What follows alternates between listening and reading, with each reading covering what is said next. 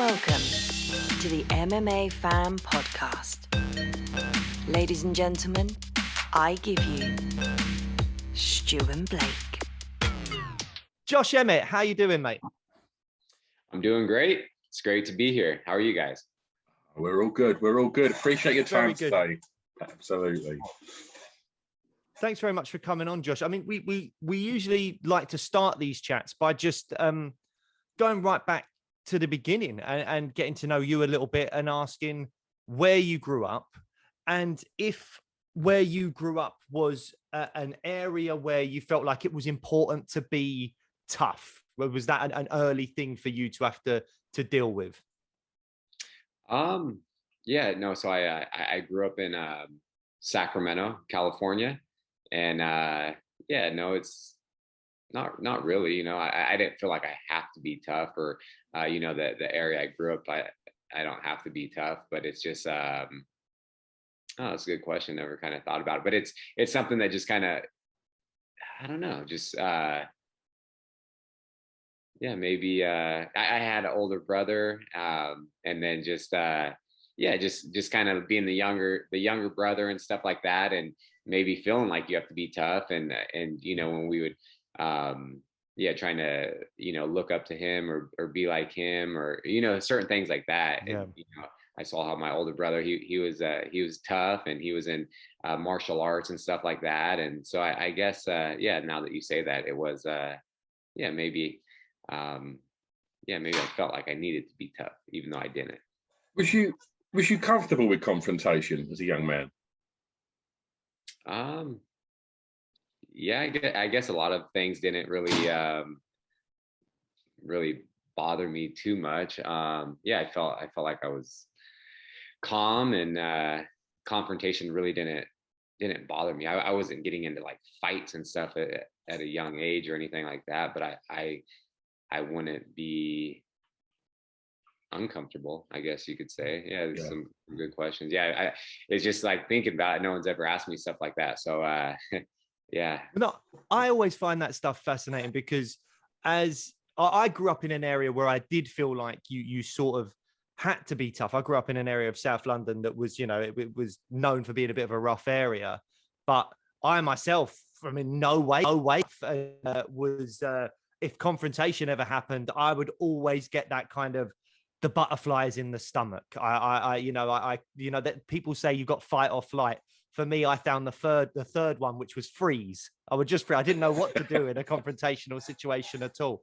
And I'm always fascinated by mixed martial artists and whether they were someone. And it's interesting, some of the responses we've had, because some people like yourself just seem to be okay with it. They seem to just like, there's a natural, maybe like instinctive thing where you don't panic.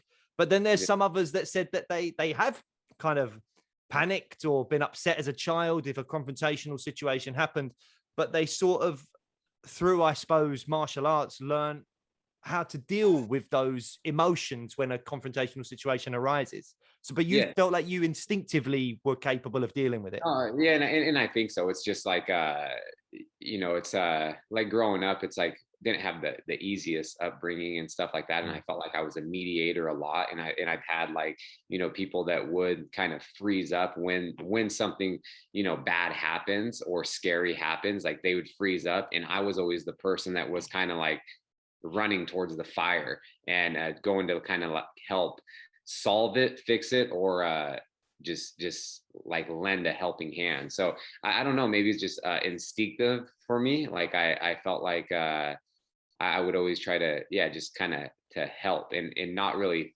think things out thoroughly, or be like, maybe if I do this there's going to be consequences or something else.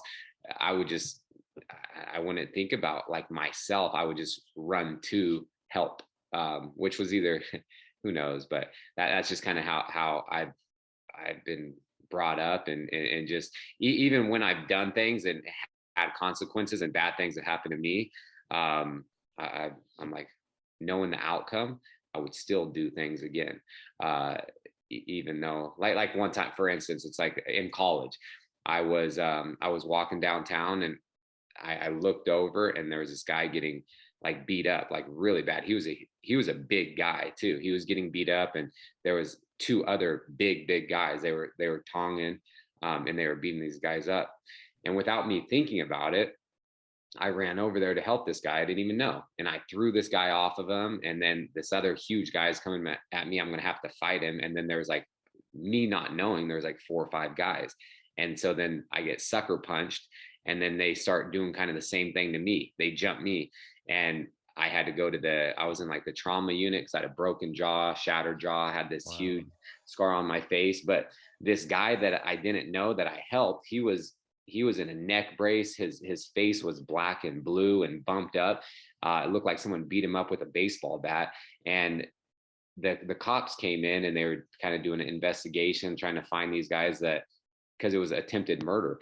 And the cop was saying, if I didn't step in and help, the guy probably would have been dead. But even knowing that, with me going through like broken jaw and all these things, I'd have my jaw wired shut for 8 weeks. I would have done it again. You know what I mean? Just because knowing the outcome, and that's just who I am. And my friends, this is when I went away to school. So like my friends from Sacramento, my wrestling team that I was out there wrestling, and the coaches, they were pissed at me for like putting myself in a position like that. Like, why would you do that?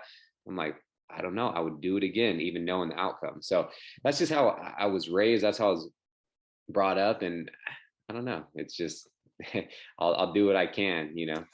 And so, how did you find yourself in your first martial arts gym? And was MMA happening then, or was it a karate class, or how did you sort of get into it, Josh?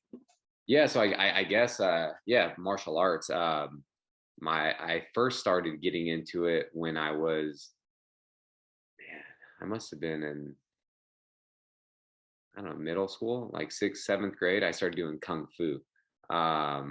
Well, the whole thing, like I would have started martial arts at a much younger age. When I was young, my mom, she wanted my older brother and I to, pick a sport that we wanted to do. My older brother picked Taekwondo. And so then I wanted to do that as well. And then, since he was older, he got to decide, but she didn't want us both in Taekwondo because we fought at home all the time and roughed house. And so she's like, you guys will just fight there, and then we'd learn more stuff. So then we'd take it home and probably just be doing sparring matches. So since he was older, he got to pick. And so he did that. So my mom said I needed to find something else. And I didn't know. I was like in 1st grade or something. I was a young kid. So my mom went out and found tumbling. So it was like acrobatic. So I started doing tumbling like as a young kid, and I was like, I don't want to do this. I want to go to like karate or Taekwondo. But I'm grateful for that because it kind of built this base for me, and then I grew up playing sports my entire life. But I started doing kung fu when I was, like I said, in middle school. I was always a little guy, a small guy, and going back to like childhood and stuff like that, it's not like the best upbringing. So I felt kind of like I needed to do something to kind of like, whether it was protect my mom or myself in certain situations. And that's why I got into wrestling in middle school as well. When you say you were doing like tumbling and stuff, gymnastics, is there any of that that's actually translatable in any way to mixed martial arts? Is there anything that you learned, whether it's a certain aspect of the athleticism, dexterity, anything like that you feel like benefits you now that you're a mixed martial artist? Yeah, and that's what I felt like that was the base or the foundation of like my athletic career, just because at a young age I was doing tumbling, so it's like a lot of balance, a lot of footwork. We were working out, so I remember like I have pictures when I was in like 2nd, 3rd grade, like just I had a 6-pack already. Just I felt like that built the foundation for me, because you have to be, you look at gymnasts, even though acrobatics is just floor exercises, so that's why it's just tumbling. It wasn't like gymnastics, but you look at any gymnast, they are strong as hell. You know what I mean? So I felt like it built like my strength base, like I said, my footwork, my balance, and then that transitioned into every sport that I played. And then when I started wrestling, I feel like it increased that. But I I feel like I was gifted athletically. Like, even though I was a short guy, people probably like, oh, this guy can't do a whole lot. I can play any sport, and I'm really good at it and really coordinated and things like that. So I would pick things up so fast. And I think that that's kind of where it all started from. I wanted to ask you one more thing, just because I feel like we very quickly circled away from the fact that you saved a man's life. And I feel like that needs a little bit more exploration, if you don't mind, because I mean, did you ever have any contact after the event with the guy whose life you saved at all? No, not at all. I don't know, that the cop came in, they were looking for these guys that did that to him and myself. And then, at the same spot, like a week later, someone was actually shot and killed outside of that same spot. So I don't know if it was related to the people, or luckily that didn't happen a week prior, but who knows? So, were you aware of any arrests or anything like that came from the case? Nothing. No. Jesus. Yeah, but I mean, amazing. How amazing that you were there. The only thing that came out, and it's not good, but it was like, for all like the medical stuff that I had to go through, since I was like a victim of a violent crime, they kind of took care of that. So that was lucky. So I didn't have I don't have outstanding medical bills due to that. So, well, that's another thing. We don't, like, in this country, we have the National Health Service. So I don't know if you're aware of that, but we don't pay for medical stuff. It's all, you pay your taxes and you get free medical care effectively. So I just, the whole thought of like having to pay for any sort of medical stuff, I think people in this country just sounds like and it's bizarre. Crazy, because I feel like most places too, it's like the US needs to I wish we had medical insurance. It's like we have to pay for school, we have to pay for medical insurance, and it's expensive, and we have to pay our taxes. So it's like they're triple dipping. And extra difficult for you as a fighter. I mean, we'll get onto it in a bit, but you have suffered, unfortunately, a few injuries in your career that stop you from working. But also, I'm assuming, do you have to pay for those medical bills as well, or do like the UFC cover that? How does that work? Yeah. Anytime you get injured in a fight, the UFC covers that that expense. So that's good. It's almost like a workers' comp that they have. So yeah, they take care of everything. So which is nice, because even now, like, I don't have medical insurance. Like, I'm only covered when I fight, which is kind of hard, just because it's expensive. Like, if my wife and I were to get medical insurance, even just given like our age and stuff, it's not even profession. Like, we're both healthy, but we're in our mid-30s.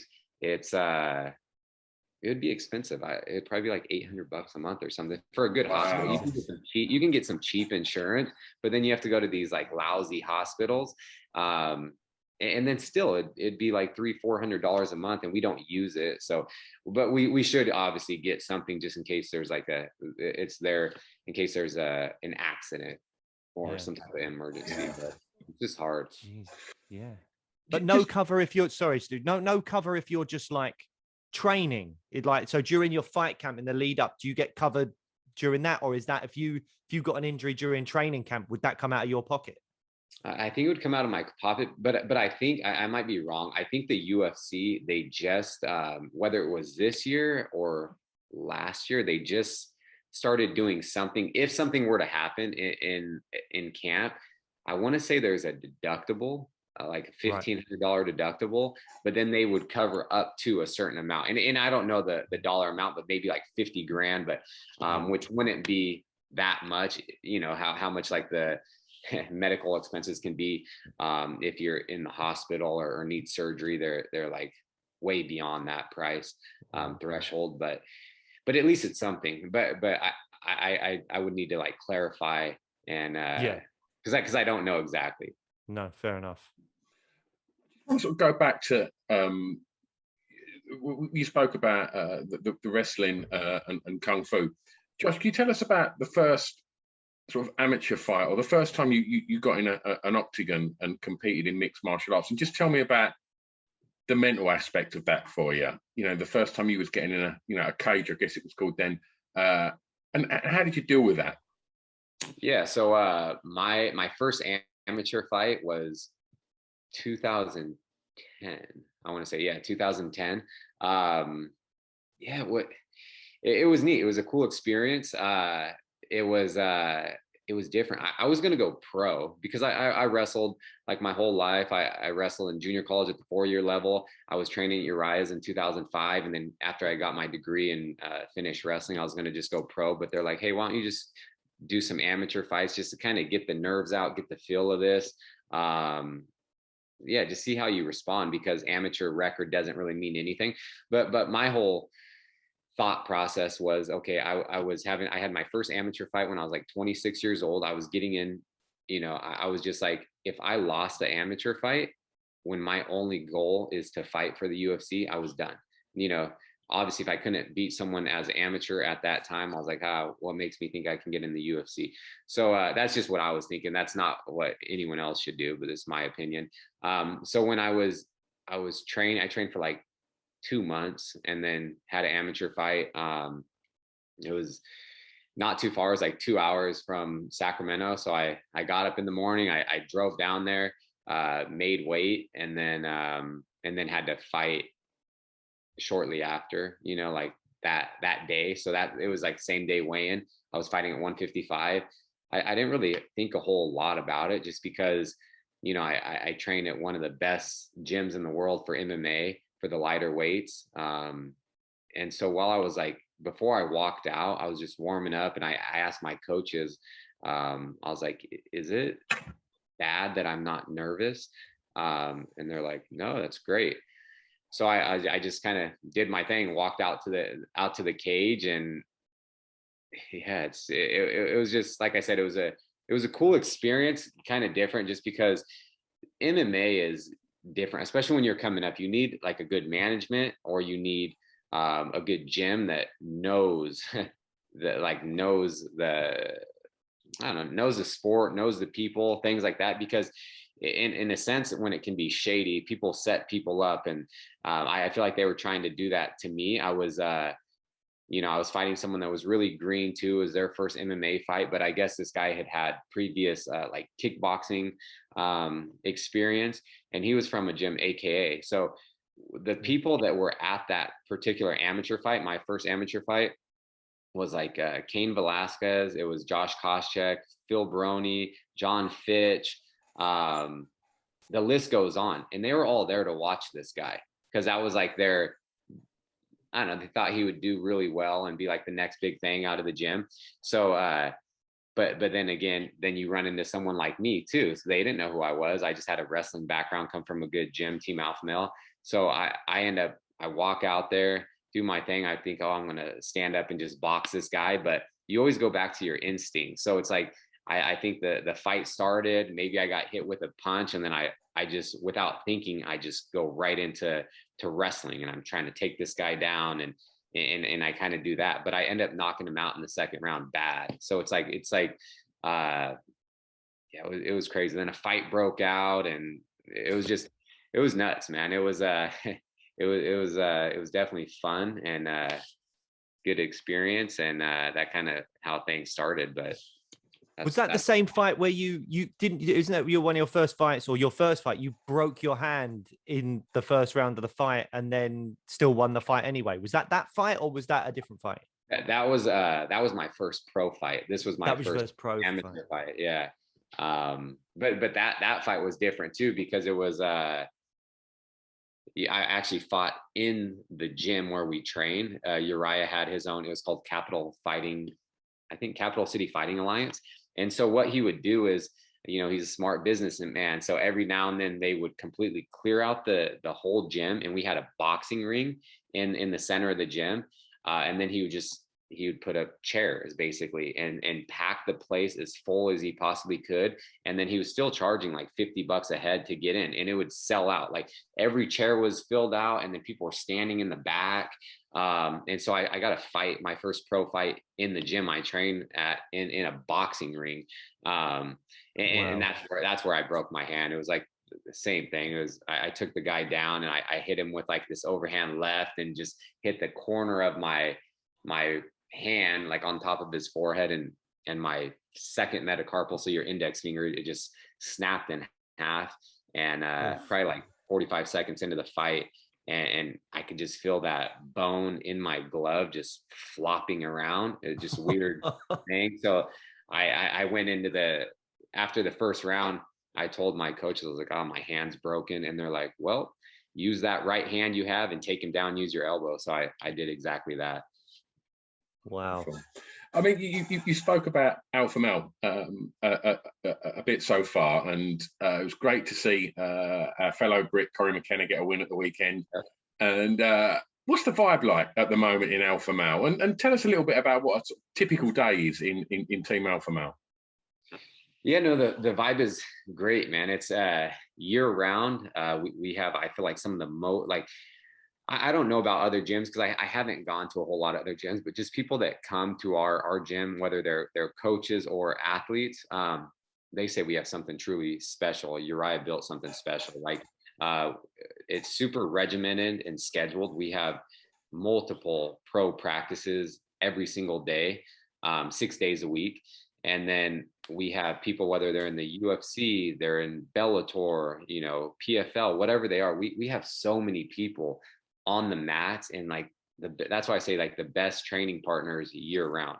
There can be like 15 to 25, 30. I think at one point we had like, just with like UFC fighters, we had like 20 people always on the mat, so it's kind of, it's cool. And that you can pick, depending on who you're fighting, you can really say like, okay, this person emulates, the opponent that I'm going to fight, with their body stature and their, so we really do have a variety of people to kind of pick and choose from, and that are some of the best fighters in the world. Whereas, some gyms, they have like one UFC fighter, or they have like 2 or 3. So we're truly blessed in that sense.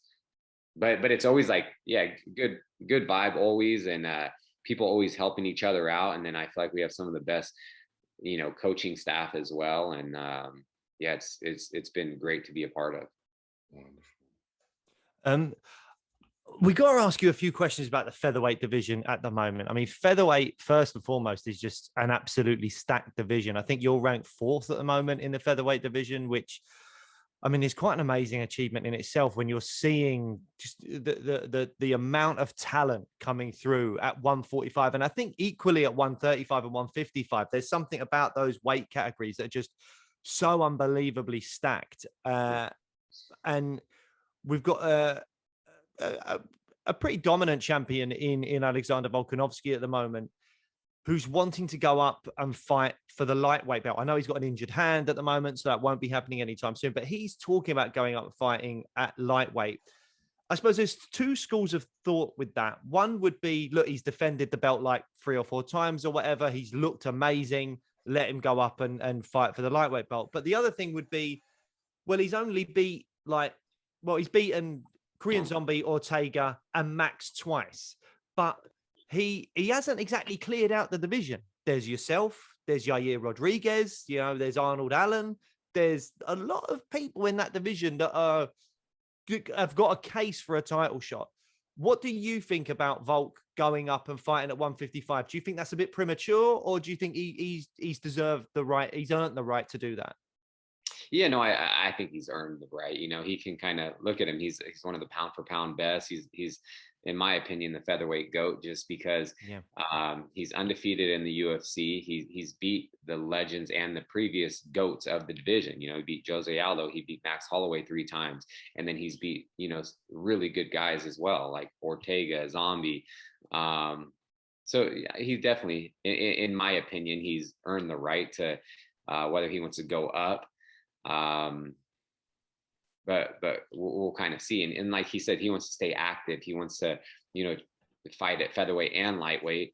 But I don't agree that he's cleaned out the division at all. Like I'm still right there. I feel like I should be next in line to fight for the title. Just given, I've been beating people most of my career at featherweight. Mostly everyone was in the top 10. They were always on like some 3-4 fight winning streak, the next big thing, and then I fight them, beat them, and then they go on this little skid afterwards. So I feel like I'm next, and I'm pretty sure that will happen. that I will fight for a title, whether it's an interim title or it's the real title. But we have to kind of see how long Volkanovski is going to be out with that hand injury. So because the other thing that I think even Dana White has mentioned was a potential interim title fight between yourself and Jair Rodriguez. Is that something that would interest you, or do you just want to go for the undisputed belt? You did just mention the interim belt there. So is that something that would excite you and Jair, for an interim belt?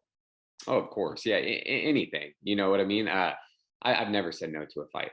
So every single time they know my answer, I'll fight whoever I have to get to that end goal. And that is being the undisputed world champion. So whether it's for an interim title, it's me one step closer to accomplishing that goal of mine.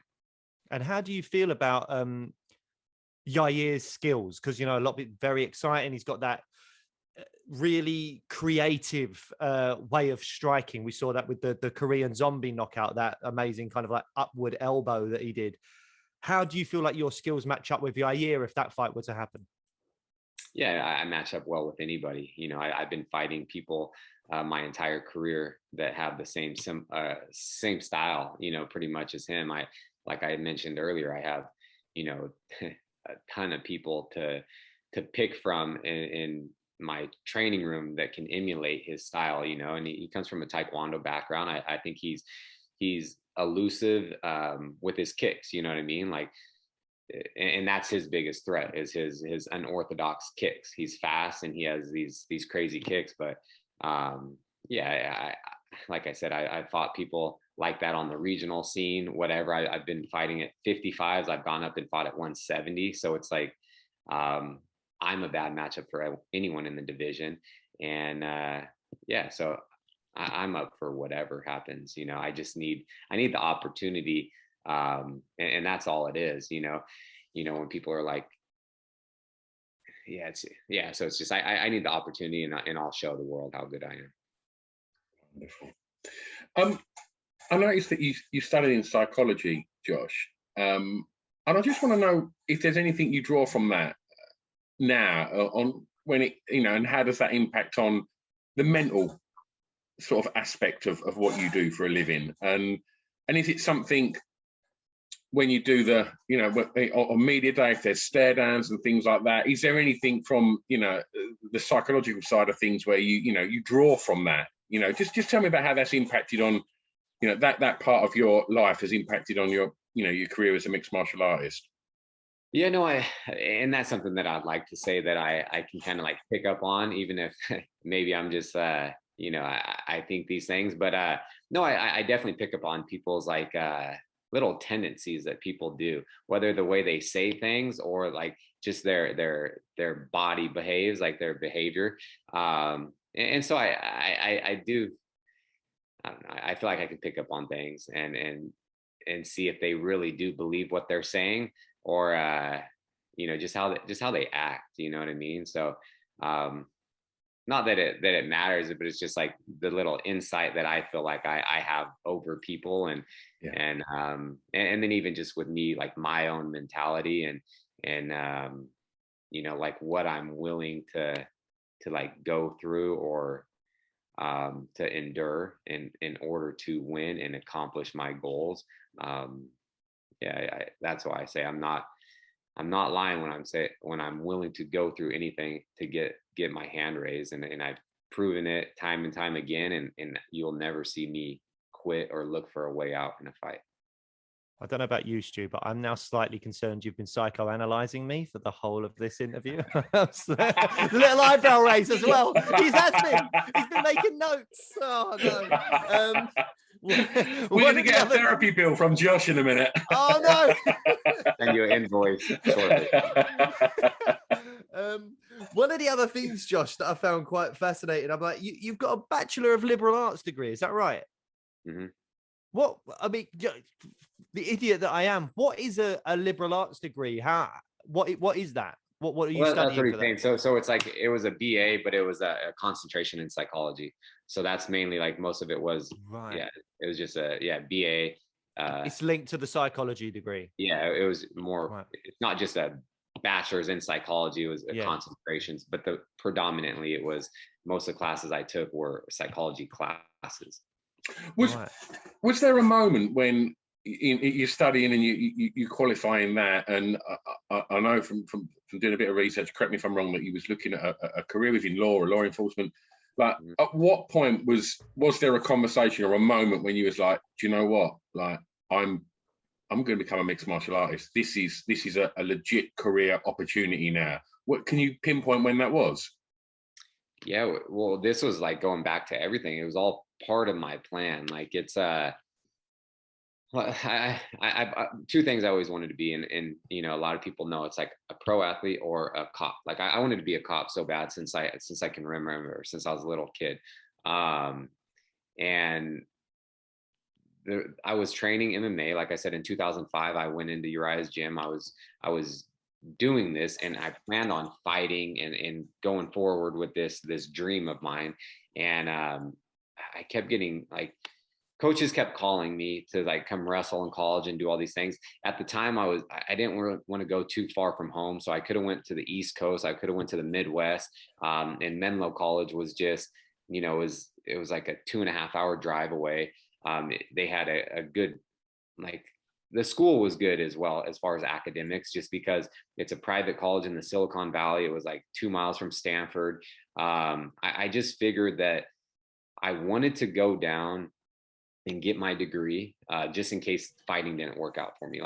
But this was all part of the plan. But then I also knew, from if I go and wrestle at a 4-year level, even though it's NAIA, we still dueled and went to all these D1 tournaments and things like that. So it's like my wrestling would get that much better, where I could come back and pick up and start fighting, and it would translate really well to that. And so that's exactly what I did. You know, I just went down there. I was down at school for 3 years to the day. I graduated college, got better at wrestling. While I was down there, I was going to some boxing gyms and training with some of my friends that I wrestled with on the team, and they already did MMA. So it was just part of my plan. It was just like it's just a long process, you know. And then I came back in 2010, went into Uriah's gym again, started training for 2 months, and then had that first amateur fight I was telling you about. And then just, I wanted to fight as consistently as possible, because my only goal was to get in the UFC. Like, I only wanted to fight for the UFC and nothing else. And I got offered to fight in other organizations, but I turned it down because the UFC is the best platform in my opinion. And so it took me a long time to get there, but it was just me being like persistent and disciplined. And it was a tough road for sure. But yeah, I got there. I know we're short on time with you, Josh. I know we were sort of running over now, but there's something I'm always interested in asking fighters like yourself that have maybe suffered with injuries or not, because as an actor, the worst thing about being an actor for me is when you're not working. You're not really in control of your destiny. You're waiting for the phone to ring or for people to cast you in something and all that.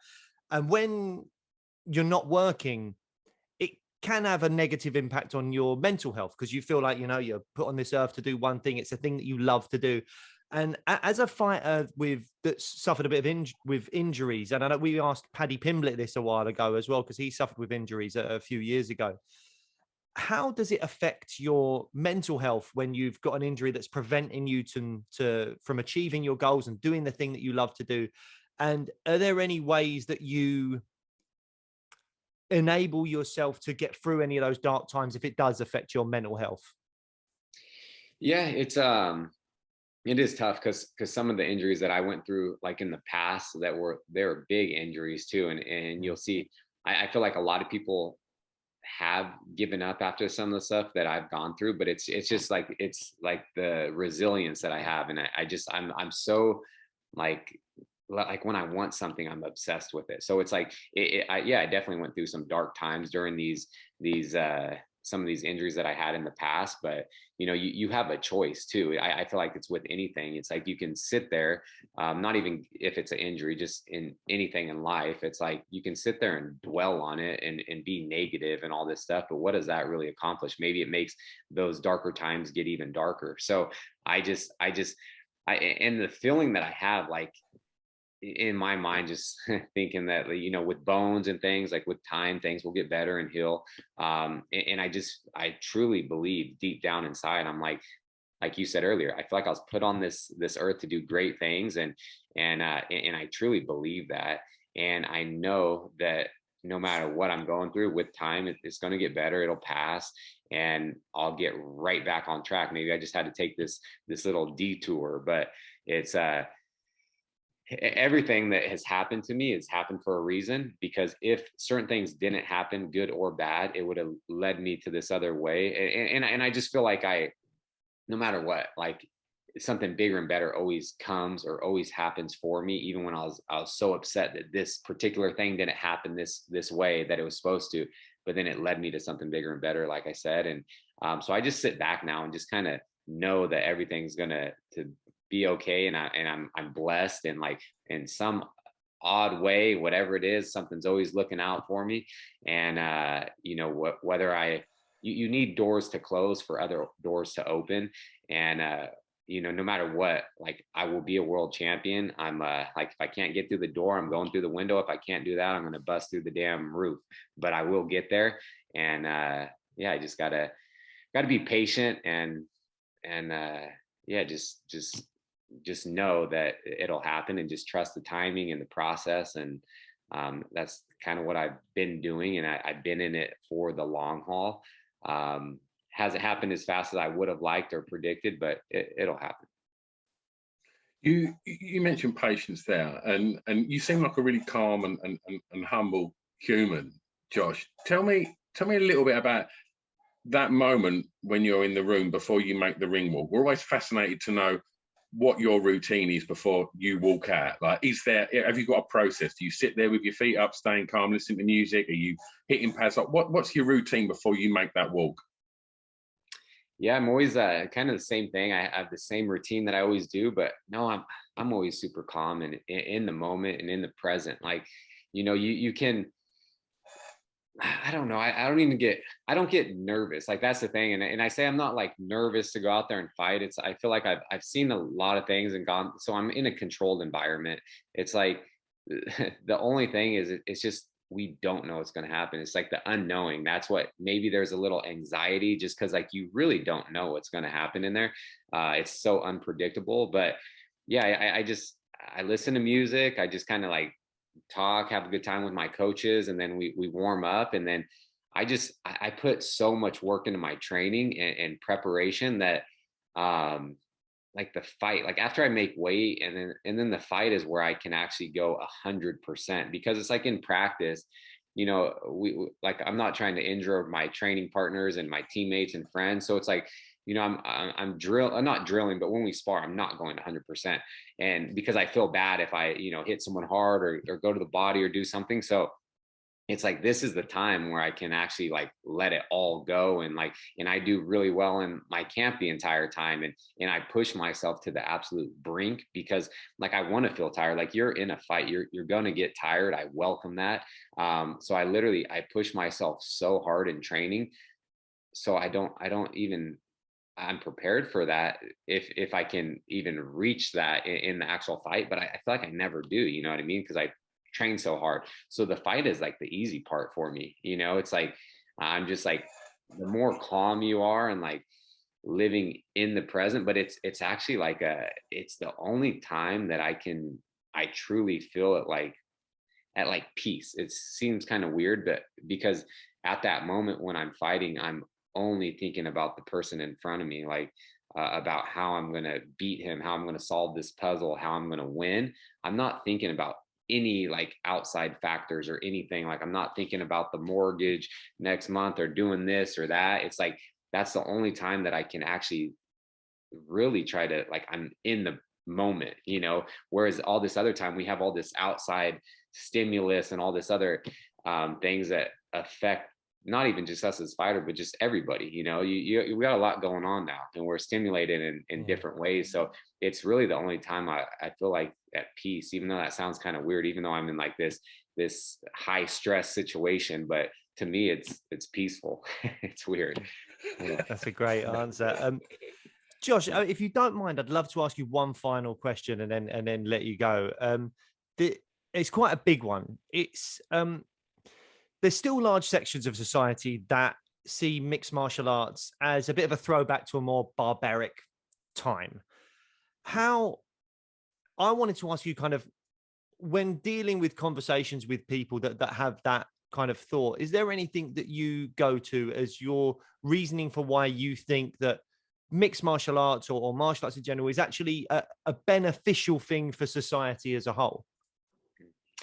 Yeah, no, I get it. And I do feel like it's barbaric in a sense, just because, like, look at it, you know what I mean? Like there's people that aren't like, that don't follow the sport. Like if you really know what's going on, and I love it when people are grappling, because I understand it. Like when people are doing like really like slick transitions or submissions and stuff like that. But I know a lot of people that aren't so familiar with grappling and wrestling. They're like, oh, stand them up. Like, if you want to just see knockouts, go watch like boxing or kickboxing, but in a sense where it is in the entertainment, it's entertainment. So that is why I do try to, like, I'm always exciting, and I try to have these big knockouts and these big drug out wars and fights, but it is barbaric for people like, like a older lady watching this, and or like, say like my mom, she doesn't like this. My wife doesn't like this, but it's just like what I chose, and they support me.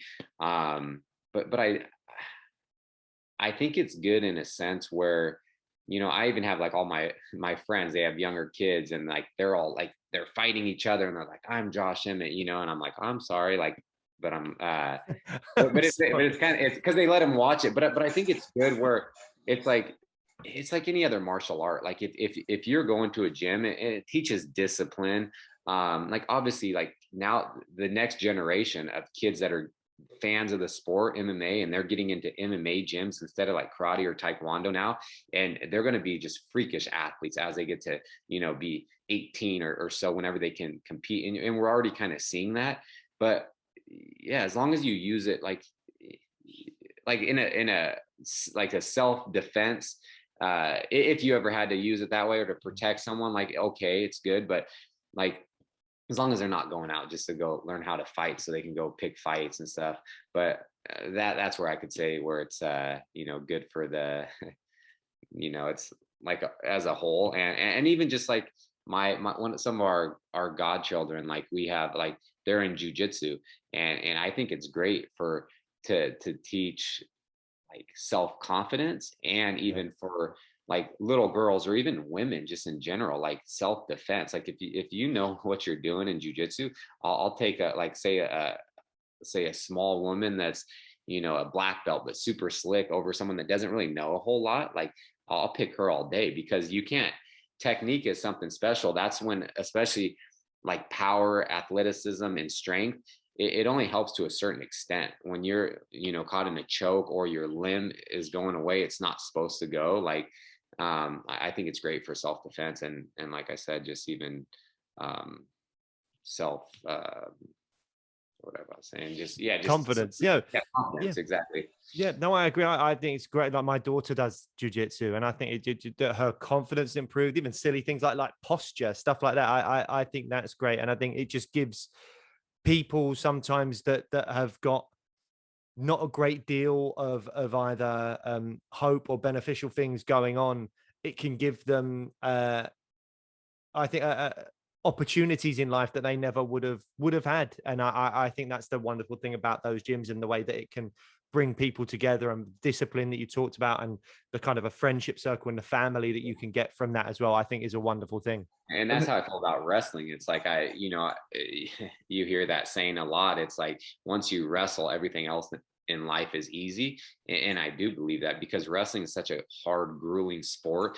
And it's not only the weight cut, but it's like, even a 7-minute wrestling match that I've had in college is tougher than a 25-minute fight that I had 8 weeks ago. Way harder. And I know that it sounds crazy, but it is. There's a reason why people don't wrestle as much in there, because it is hard. It's so much easier to stand up and throw punches and stuff, but wrestling is way tougher than fighting. And I grew up from that, and it's taught me so much, and just like the relationships and like the camaraderie that you've had. It's just kind of like one of a kind. And it's an individual sport, but it's a team sport. It's the same thing with MMA. It's like, I'm the only one going in there doing it, but I would not be there without my coaches, So even though I'm going in there fighting, I'm still thinking about them putting all the work in for me. I'm thinking about my whole team, and not the team alpha male, but like the people that are there supporting me and invested in me and all this type of stuff. Like it's a team sense, but I'm just the one going in there and doing the work. And then after that, it's like we reap the rewards, all of us.